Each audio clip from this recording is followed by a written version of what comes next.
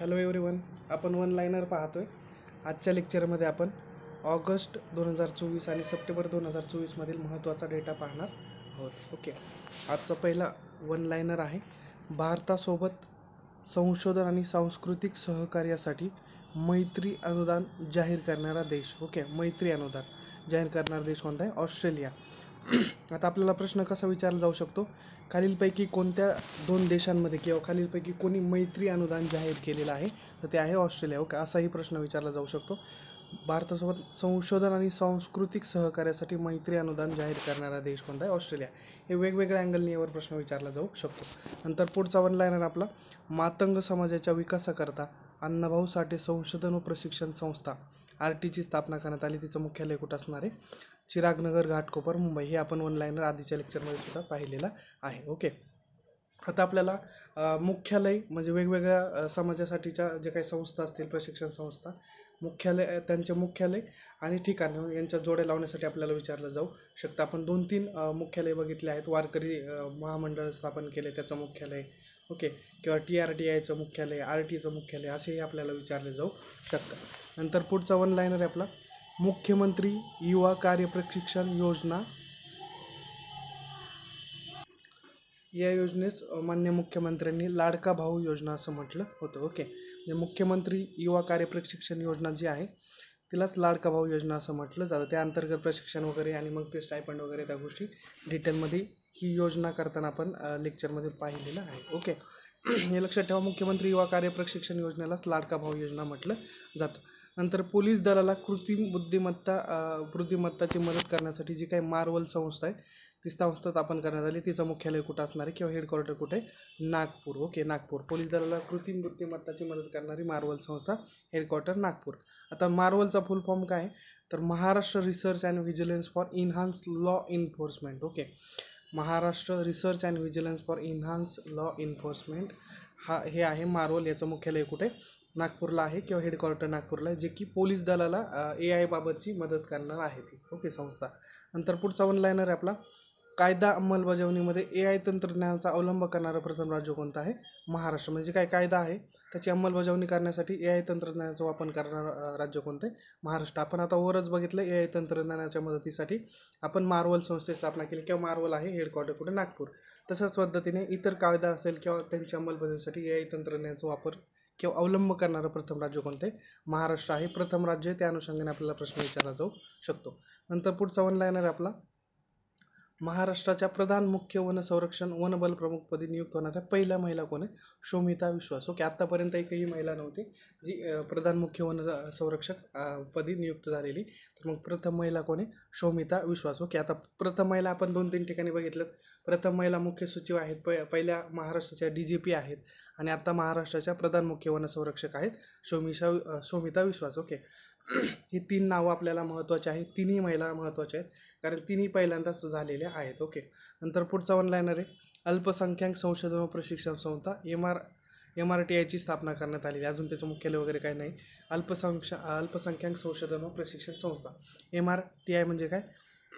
Minorities research training institute. Okay, minority research and training institute, अल्पसंख्याक संशोधन व प्रशिक्षण संस्था. नंतर पुढचा वन लायनर आहे, महाराष्ट्र पशुसंवर्धन पंधरवडा 1 ते 15 ऑगस्ट. महाराष्ट्र पशुसंवर्धन पंधरवडा कधी सेलिब्रेट करण्यात येतो? 1 ते 15 ऑगस्ट. आता हा जो काही प्रश्न येतो आपल्याला ॲग्रीमध्ये वगैरे मेन्सला राज्यसेवेला विचारला जाऊ शकतो. इकडं विचारण्याचे चान्सेस थोडेसे कमी आहेत. ओके, नंतर पुढचा वन लायनर आहे, वर्ल्ड ग्रीन कल्चर फोरमतर्फे दुसरी जागतिक कृषी पारितोषिक जाहीर करण्यात आलं. ते कोणाला? महाराष्ट्राला. वर्ल्ड ग्रीन कल्चर फोरमतर्फे दुसरे जागतिक कृषी पारितोषिक 2024 महाराष्ट्राला. जे काही आपलं केंद्र सरकारचं जे काही कृषी मंत्रालय आहे त्यामार्फतसुद्धा महाराष्ट्राला मागच्या 2024साठीचा कृषी पुरस्कार भेटलेला आहे. त्या अनुषंगाने हे पण लक्षात होत्या, वर्ल्ड ग्रीन कल्चर फोरमतर्फे दुसरं जागतिक कृषी पारितोषिक 2024 महाराष्ट्राला देण्यात आलेलं आहे. वर्ल्ड ग्रीन कल्चर फोरम हे वर्ल्डचं आहे, त्या अनुषंगाने महत्त्वाचं आहे. नंतर पद्मश्री विठ्ठलराव विखे पाटील यांच्या स्मरणार्थ शेतकरी दिवस 19 ऑगस्ट राज्य शेतकरी दिवस 19 ऑगस्ट कोणाच्या स्मरणार्थ, तर पद्मश्री विठ्ठलराव विखे पाटील यांच्या स्मरणार्थ. आणि जो आपण राष्ट्रीय शेतकरी दिवस तो 23 डिसेंबर आहे, ते 5वे आपले पंतप्रधान होते त्यांच्या जयंतीनिमित्त आपण तो सेलिब्रेट केला जातो. ओके. राज्य कृषी दिवस किंवा राज्य शेतकरी दिवस आणि राष्ट्रीय शेतकरी दिवस हे दोन्ही वेगवेगळे आहेत, दोन्ही डेट्स वेगवेगळे आहेत, हे लक्षात ठेवायचं. आणि कोणाच्या जयंतीनिमित्त कोणता साजरा केला जातो हे सुद्धा आपल्याला विचारलं जाऊ शकतं. नंतर पुढचा वन लाईनर आहे, 98वे अखिल भारतीय मराठी साहित्य संमेलन दिल्ली येथे होणार आहे 2025मध्ये. तर त्याच्या अध्यक्षपदी तारा भोवळकर यांची नियुक्ती करण्यात आलेली आहे. म्हणजे 98वं अखिल भारतीय मराठी साहित्य संमेलन कुठं होणार असाही प्रश्न विचारला जाऊ शकतो. तर ते दिल्ली इथं होणार आहे. आणि नंतर मग त्याच्या अध्यक्षपदी कोण असणार आहे, तारा भोवाळकर. ओके. 97 कुठं झालं होतं, त्याचे अध्यक्ष कोण, 96 कुठं झालं होतं, त्याचे अध्यक्ष कोण, याच्यात जोड्या लावण्यासाठी आपल्याला प्रश्न विचारला जाऊ शकतो. ओके. नंतर पुढचा वन लाईनर आपला, महारेराच्या अध्यक्षपदी नियुक्ती करण्यात आली मनोज सौनिक यांची. जे काही आपले आधीचे मुख्य सचिव होते मनोज सौनिक यांची महारेराच्या अध्यक्षपदी नियुक्ती करण्यात आलेली आहे. नंतर पुढचा वन लाईनर, भारतातील सर्वात लांब आणि सर्वात मोठा असणारा भारतातील नागरी बोगदा कोणता आहे, ठाणे ते बोरिवली. नागरी बोगदा भारतातील सर्वात लांब आणि सर्वात मोठा असणारा नागरी बोगदा ठाणे ते बोरिवली. गुंतवणूकदारांसाठी सेबीने सुरू केलेलं AI चॅटबोट कोणतं आहे, तर त्याचं नाव आहे सेवा. ओके. म्हणजे जे काही सेबी आहे त्याने गुंतवणूक करण्यासाठी किंवा गुंतवणूकदारांसाठी सुरू केलेलं AI चॅटबोट आहे, त्याचं नाव आहे सेवा. ओके. आपण आता AI चॅटबोट नावं किंवा AIचे जे काही अँकर वगैरे आपण बरेच बघितले ते वेगवेगळे लक्षात ठेवा, कोणते कोणाचे आहे त्यामध्ये कन्फ्युजन होऊ शकतं. ओके. नंतर लसूणाला किंवा लसूण जो आहे त्याला भाजीचा दर्जा देणारं उच्च न्यायालय कोणतं आहे, तर ते मध्य प्रदेश उच्च न्यायालयाने लसूण जो आहे त्याला भाजीचा दर्जा दिलेला आहे. अगोदर त्याला मसाल्याच्या पदार्थांमधून तो किंवा मसाल्याचा पदार्थ म्हणून दर्जा दिलेला होता, परंतु आता ते लसूण हा भाजीच आहे किंवा त्याला मग त्याचा दर्जा देणारं उच्च न्यायालय आहे मध्य प्रदेश यांनी हे डिक्लेअर केलेलं आहे. ओके. पुढचा वन लाईनर आहे, भारताचा क्रमांक दिलेला आहे आपल्याला वेगवेगळ्या बाबत. जे ॲल्युमिनियम उत्पादनामध्ये भारताचा क्रमांक 2रा आहे, चुना उत्पादनामध्ये भारताचा क्रमांक 3रा आहे आणि लोहखनिज उत्पादकामध्ये भारताचा क्रमांक आहे 4था. 2रा, 3रा, 4था हे क्रमांक आपल्याला माहिती असायला पाहिजे. ॲल्युमिनियम, चुना उत्पादक आणि लोहखनिज अनुक्रमे 2, 3 आणि 4. नंतर पुढचा वन लाईनर आपला, सर्व पिकांना MSP धर्तीवर खरेदी करण्याचा निर्णय घेणारं राज्य कोणतं आहे, तर ते आहे हरियाणा. ओके. आणि हे असं करणार हे प्रथमच राज्य आहे. म्हणजे काही MSP वगैरे आपण डिक्लेअर करायला सांगतो किंवा राज्य सरकार केंद्र सरकार जे काही MSP डिक्लेअर करत असतं, तर त्या धर्तीवर सर्व पिकांना खरेदी करण्यास निर्णय घेणारं राज्य आहे हरियाणा. 23, 21 वगैरे पिकांसाठी किंवा याच्यासाठी तो MSP डिक्लेअर केला जातो. परंतु यांनी जे काही हरियाणा राज्य आहे त्यांनी सर्व पिकांना MSPच्या धर्तीवरच खरेदी करण्याचा निर्णय घेतला आहे आणि असं करणारं हे पहिलं राज्य आहे हरियाणा. लक्षात ठेवायचं आहे, महत्त्वाचं आहे कारण ॲग्रीच्या दृष्टीने सुद्धा महत्त्वाचं आहे, करंटच्या दृष्टीने सुद्धा महत्त्वाचं आहे. आणि हे प्रथम राज्य असं आहे की सर्व पिकांना ते MSPच्या धर्तीवर खरेदी करणार आहे. ओके. नंतर पुढचं वन लाईनर आहे, भारतातील पहिले भूमिगत संग्रहालय हुमायून जागतिक वारसा संग्रहालय आहे ते कुठं आहे, दिल्ली आहे. मग भारतातलं पहिलं भूमिगत संग्रहालय असणार आहे. भूमिगत असणारं भारतातलं पहिलं कोणतं संग्रहालय, हुमायून जागतिक वारसा स्थळ. ओके. हे जे काही संग्रहालय आहे ते. ओके. आणि मग यामध्ये काय आहे, तर जे काही हे राजे होऊन गेले, मुघल राजे होऊन गेले 17-18, तर त्यांच्या बाबतीतले जे काही महत्त्वाच्या गोष्टी आहेत ते तिथं संग्रहालयामध्ये आहेत. भारतातलं पहिलं भूमिगत संग्रहालय लक्षात ठेवायचं आहे. नंतर प्रधानमंत्री कॉलेज ऑफ एक्सलन्स उद्घाटन करण्यात आलं कुठं, इंदोर येथं. इंदोर येथं उद्घाटन करण्यात आलं आणि 55 कॉलेज ते असणार आहेत मध्य प्रदेशमध्ये एकूण, प्रधानमंत्री कॉलेज ऑफ एक्सलन्स. ओके. म्हणजे जे काही कॉलेज असणार आहे त्यामध्ये वेगवेगळ्या गोष्टी किंवा जे काही नॅशनल एज्युकेशन पॉलिसी आहे आपल्या 2020ची त्या अनुषंगाने महत्त्वाच्या गोष्टी ॲड केलेल्या आहेत. आणि मग ते प्रधानमंत्री कॉलेज ऑफ एक्सलन्स उद्घाटन किंवा मध्य प्रदेशमध्ये ते सुरू करण्यात आले. मध्य प्रदेशमध्ये एकूण 55 कॉलेज असणार आहेत प्रधानमंत्री कॉलेज ऑफ एक्सलन्स. ओके. नंतर पुढचा वन लाईनर आहे, भारतातील पहिली टोल फ्री अंमली पदार्थ विरोधी हेल्पलाईन सुरू करण्यात आली 1933. तिचा क्रमांक आहे, त्याचं नाव आहे मानस. ओके. मानस भारतातली पहिली टोल फ्री अंमली पदार्थ विरोधी हेल्पलाईन. मानस म्हणजे काय, मादक पदार्थ निषेध असूचना केंद्र. ओके. मादक पदार्थ निषेध असूचना केंद्र मानस 1933 भारतातली पहिली टोल फ्री अंमली पदार्थ विरोधी हेल्पलाईन. नंतर पुढचा वन लाईनर आपला, आशियातील प्रथम आरोग्य संशोधन प्री क्लिनिकल नेटवर्क सुविधा उद्घाटन कुठं करण्यात आले, हैदराबाद इथं. आशियातलं प्रथम आरोग्य संशोधन प्री क्लिनिकल नेटवर्क सुविधा उद्घाटन कुठं करण्यात आले? फरीदाबाद. यावर प्रश्न विचारला जाऊ शकतो. नंतर PM स्वनिधी योजनेत सर्वोत्कृष्ट कामगिरी करणारं अव्वल राज्य कोणतं आहे? तर ते आहे मध्य प्रदेश. जी काही PM स्वनिधी आहे, ओके, व्हेंडरसाठीची जी काही ट्रेनिंग असेल, मग स्टायपेंड असेल किंवा मग कर्ज देणारी जी काही योजना आहे, तर त्यामध्ये सर्वोत्कृष्ट कामगिरी करणारं राज्य कोणतं आहे? तर ते आहे मध्य प्रदेश. ओके. नंतर पुढचं वन लाईनर आहे, UPSC प्रिलिम्स उत्तीर्ण झाल्यावर 1,00,000 रुपये देणारं जी काही तेलंगणा सरकारची योजना आहे, तिचं नाव काय? राजीव गांधी नागरी अभयस्तम योजना. यामार्फत जे काही UPSC प्रिलिम्स झालेले असतात, स्टुडंट असतात, त्यांना 1,00,000 रुपये दिले जातात. महाराष्ट्राकडून जसे 50,000 रुपये दिले जातात प्रिलिम पास झाल्यानंतर UPSCची, तसंच तेलंगणामध्ये ते 1,00,000 रुपये दिले जातात. तिचं नाव काय? राजीव गांधी नागरी अभयहस्तम योजना. ओके, हे लक्षात ठेवायचं. नंतर पुढचं वन लाईनर आहे, PDS विकसित करण्यासाठी भारतातलं पहिलं 24 आवर्स धान्य वितरण करणारं जे काही राईस ATM आहे, तर ते कोणी सुरू केलं आहे? तर ते ओरिसा सरकारने सुरू केलं. म्हणजे PDS विकसित करण्यासाठी, डेव्हलप करण्यासाठी, की PDSमध्ये कसं काही ठराविक दिवसांमध्ये सध्या चालू असतं, तर 24 आवर्स चालू ठेवण्यासाठी ATM सुरू करणार, राईस ATM सुरू करणारं राज्य कोणतं आहे? ओरिसा आहे. सॅनिटरी नॅपकिन खरेदीसाठी किशोरवयीन मुलींना थेट रक्कम देण्याची योजना सुरू करणारं राज्य कोणतं आहे? मध्य प्रदेश. म्हणजे अगोदर कसं सॅनिटरी नॅपकिन वगैरे वाटल्या जायच्या, ओके, वाटले जायचं, परंतु आता सध्या यांनी काय केलं, तर सॅनिटरी नॅपकिन खरेदीसाठी किशोरवयीन मुलींना थेट रक्कम देण्याची योजना सुरू केली. थेट रक्कम त्यांच्या खात्यात दिली जाते सॅनिटरी नॅपकिन खरेदीसाठीची. ओके, ते कोणी सुरू केले? मध्य प्रदेश सरकारने. ओके. नंतर पुढचं वन लाईनर आहे, जगातील पहिले जैवविविधता रोखे योजना, रोखे जे काय आहे ते कोणी सुरू केलेले आहेत? IFC आणि BBVA कोलंबिया यांनी जगातले पहिलं जैवविविधता रोखे, जैवविविधताच्या बाबतीत किंवा बायोडायव्हर्सिटीच्या बाबतीत जे काही रोखे आहेत ते जारी कोणी केलेत? ते IFC BBVA कोलंबिया यांनी ते जारी केलेले आहेत. ओके. नंतर पुढचं वन लाईनर आहे, सर्व पर्यटकांना किंवा पर्यटकाच्या वाहनांना पर्यावरणीय शाश्वतता आणि जबाबदार पर्यटनाला चालना देण्याच्या उद्देशाने कचऱ्याच्या पिशव्या बाळगणे बंधनकारक करणारं राज्य कोणतं आहे? सिक्कीम. म्हणजे काय पर्यटन वगैरे करतात, पर्यटक आहेत, त्यांना कचऱ्याच्या पिशव्या बाळगणं बंधनकारक करण्यात आले. कारण कुठेही गेले पर्यटक तर मग तिथंच कचरा टाकणे वगैरे वगैरे त्या गोष्टी होतात, बॉटल इतरत्र फेकणे वगैरे. त्यासाठी मग त्यांना बंधनकारक काय केले? प्लॅस्टिकच्या पिशव्या, ज्यामध्ये तुम्ही तुमचा कचरा घेऊन जायचा. ओके, सिक्कीमने हे केलेलं आहे, महत्त्वाचं आहे, लक्षात ठेवायचं आहे. पुढचा वन लाईनर आहे, सियाचीन येथे तैनात होणाऱ्या आर्मी एअर डिफेन्समधील प्रथम महिला अधिकारी व एकूणातील द्वितीय लष्करी महिला अधिकारी कोण? Captain Supreetha CT. Okay, first कोण होतं? कॅप्टन शिवा चव्हाण. म्हणजे सियाचीन येथे तैनात होणाऱ्या त्या आर्मी एअर डिफेन्समधल्या पहिल्या येतं, परंतु एकूणातील द्वितीय लष्करी महिला त्या असणार आहेत. पहिलं कोणामध्ये? कॅप्टन शिवा चव्हाण आणि दुसरं कोण आहे? Captain Supreetha CT. ओके. नंतर पुढचा वन लाईनर आपला बेलीपूल जो काही भारतीय लष्कराने 190 फुटाचा बांधला होता, लांबीचा बांधला होता, तो कुठं? वायनाड केरळमध्ये. मागच्या काही 1-2 महिन्यापूर्वी बघा ते करंटमध्ये जास्त चर्चेत होतं की भारतीय लष्कराने 190 फूट लांबीचा पूल वायनाड इथं बांधला होता. 2 गावांमधील संपर्क तुटला होता पाण्यामुळे, तर मग त्या अनुषंगाने तो बांधलेला पूल होता. ओके, बेली पूल भारतीय लष्कराने बांधलेला. नंतर पुढचा वन लाईन आहे, भारतातील सैन्य दलातील वैद्यकीय सेवेच्या पहिल्या महिला महासंचालक कोण आहे? साधना सक्सेना नायर.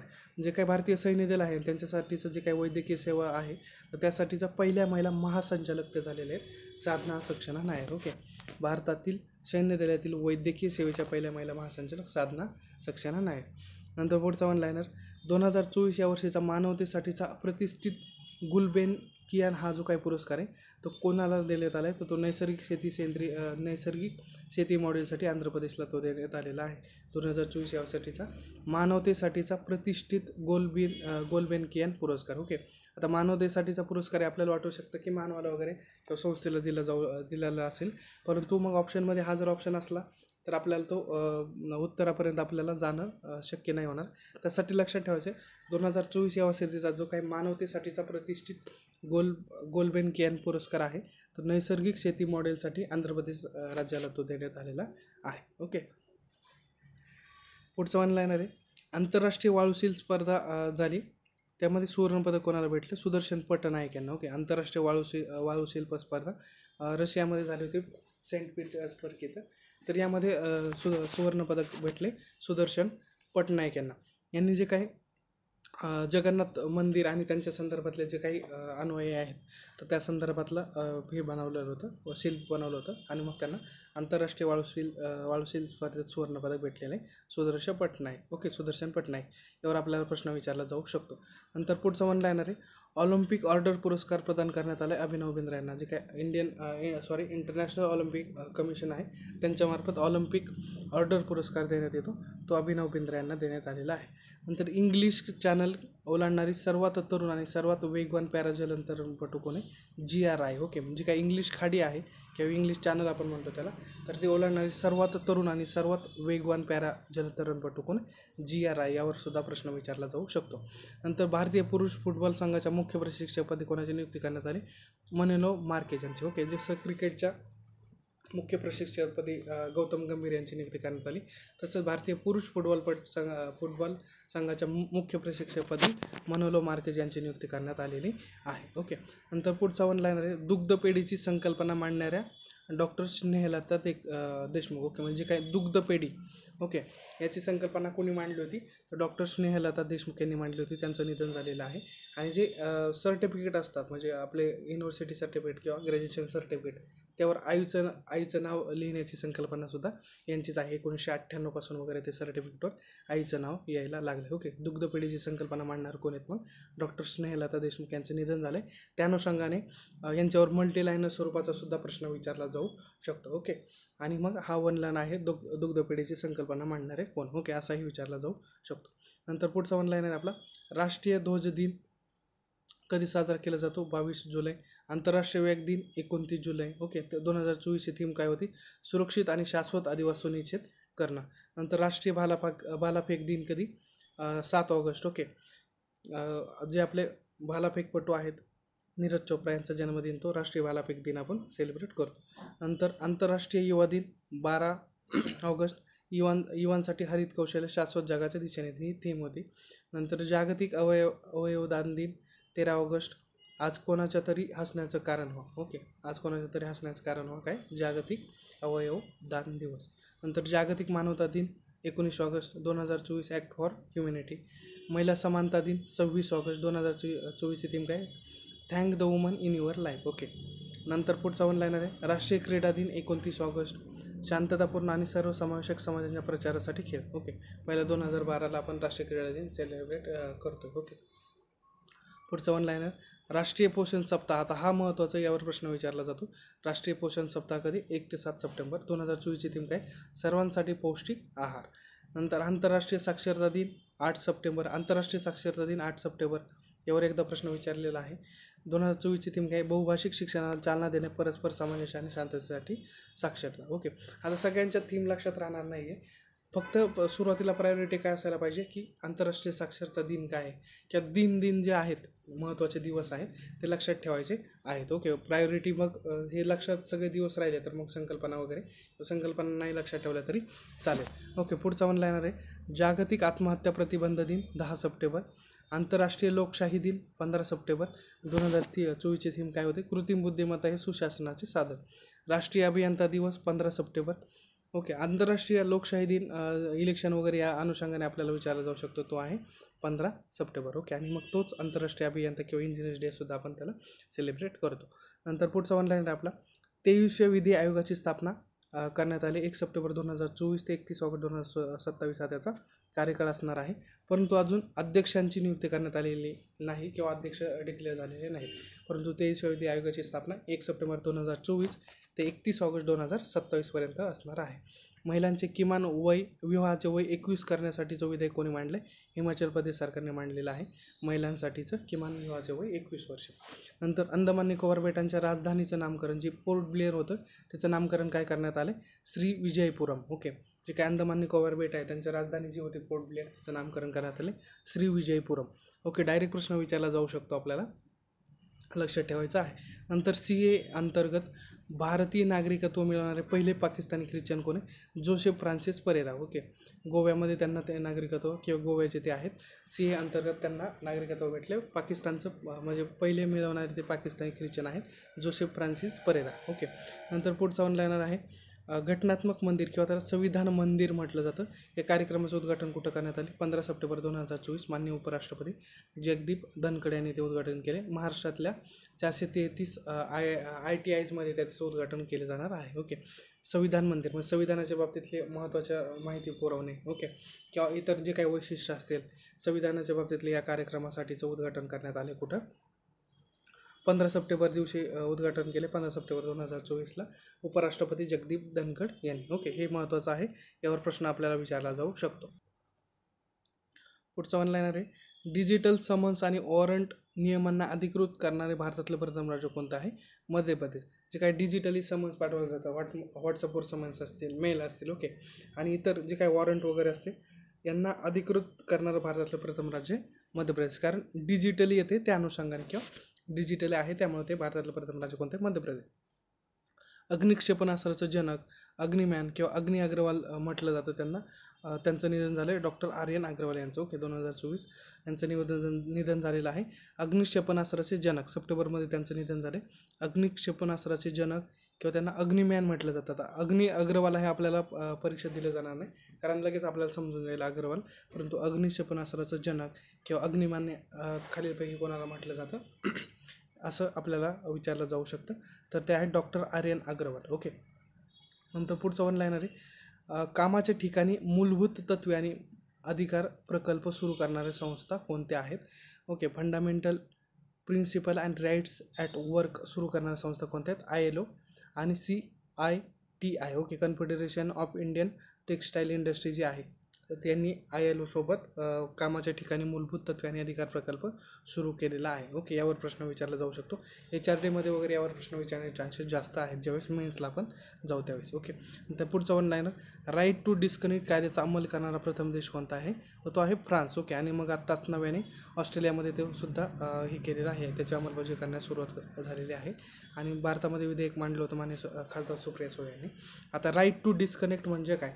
आता जे वर्क फ्रॉम होम वगैरे ज्या गोष्टी IT क्षेत्रामध्ये सुरू असतात, म्हणजे तुम्ही वर्क फ्रॉम होम असलं तर ते कधीही काम असतं, त्यामध्ये मग राईट टू डिस्कनेक्ट हे कामापासून डिस्कनेक्ट होण्याचा हा जो काय हक्क आहे तो राईट टू डिस्कनेक्ट कायद्याचा अंमल करणारा प्रथम देश कोणता आहे? फ्रान्स. फ्रान्समध्ये 2017मध्येच अंमलबजावणी करण्यात आली. तर कामापासून म्हणजे एक ठराविक टाईम झाला की मग त्यापासून तुम्ही डिस्कनेक्ट व्हा किंवा त्याचा तो अधिकार असायला पाहिजे, राईट टू डिस्कनेक्ट. ओके. फ्रान्समध्ये 2017, ऑस्ट्रेलियामध्ये 2024मध्ये आता ते नव्यानं मांडण्यात आलं किंवा त्याची अंमलबजावणी करण्यात आली. आणि मग भारतामध्ये सुद्धा हे विधेयक मांडण्यात आलेलं होतं. ओके. राईट टू डिस्कनेक्ट हे फ्रान्स, ऑस्ट्रेलिया लक्षात राहू द्या. भारताबाबत विधेयक कोणी मांडलं असंही विचारलं जाऊ शकतं किंवा मग इंडियाचं विचारलं जाऊ शकतं की सध्याची परिस्थिती वगैरे. ओके. जास्त डिटेल्स यामध्ये जाणार नाही. नंतर पुढचं ऑनलाईनर आहे. तापी पाईपलाईन जी काय आहे तिचा फुल फॉर्म विचारला जाऊ शकतो. तुर्कमेनिस्तान, अफगाणिस्तान, पाकिस्तान आणि इंडिया. ओके. ही काय जी काही तिला पीस पाईपलाईनसुद्धा म्हटलं जातं. तरी तापी पाईपलाईन आपल्याला लक्षात ठेवायची, तिलाच पीस पाईपलाईनसुद्धा म्हटलं जातं. ओके. तापी म्हणजेच काय? तुर्कमेनिस्तान, अफगाणिस्तान, पाकिस्तान आणि इंडिया. पीस पाईपलाईनला म्हटलं जातं. नंतर पुढचा ऑनलाईनर आहे. न्यू डेव्हलपमेंट बँकेचा 9वा सदस्य अल्जेरिया झालेला आहे. जी काही NDB आपण म्हटलो ना, न्यू डेव्हलपमेंट बँक, त्याचा 9वा सदस्य कोण झाले? अल्जेरिया. नंतर पुढचा ऑनलाईनर. स्टॅच्यू ऑफ युनियन महाबली हनुमानचं उद्घाटन करण्यात आलं किंवा अनावरण करण्यात आलं कुठं? टेक्सास USA येतं. ओके. स्टॅच्यू ऑफ युनियन महाबली हनुमान 90 फूट आहे. टेक्सास युनियन तिकडं टेक्सास USAमध्ये त्याचं अनावरण करण्यात आले. आणि USAमधलं तिसरी सर्वात उंच मूर्ती ही असणार आहे. ओके. किंवा स्टॅच्यू असणार आहे तिसरी सर्वात उंच. ओके. काय? महाबली हनुमान स्टॅच्यू ऑफ युनियन. नंतर टेलिग्रामचे संस्थापक कोण आहे?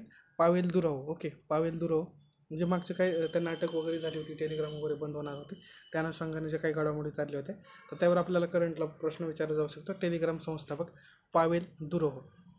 नंतर पुढचा ऑनलाईनर आहे. ग्रीन हायड्रोजनवरील द्वितीय आंतरराष्ट्रीय परिषद 2024मध्ये कुठं? नवी दिल्लीत आयोजित करण्यात आल्या. आता हे यावर प्रश्न विचारायचे चान्सेस थोडे कमी आहेत. द्वितीय आंतरराष्ट्रीय परिषद आहे कुठं? नवी दिल्ली. नंतर पुढचा ऑनलाईनर. जगातील पहिला पूर्णपणे कार्यान्वित होणारा अणुऊर्जा प्रकल्प पूर्ण करणारा अरब देश कोणता आहे?